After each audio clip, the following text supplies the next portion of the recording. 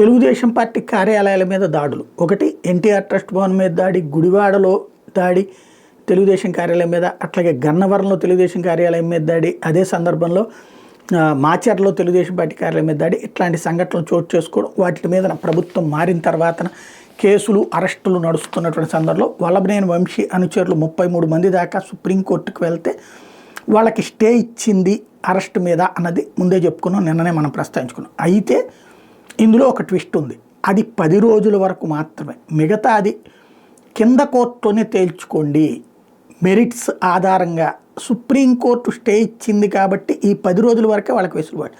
ఈ 10 రోజుల్లోపు లోకల్ కోర్టులో పిటిషన్ వేసుకుని జిల్లా కోర్టు దాకా అయిపోయి అక్కడే తేల్చుకోండి, మీకు బెయిల్ ఇవ్వాలో లేదో డెసిషన్ అక్కడ ఉన్న మ్యాజిస్ట్రేట్దే సంబంధం అని తేల్చి చెప్పింది. మ్యాజిస్ట్రేట్లు అయితే బెయిల్ ఇవ్వట్లేదు ఇట్లాంటి కేసుల్లో. మరి ఇప్పుడు ఏం జరుగుతుందో చూడాలి.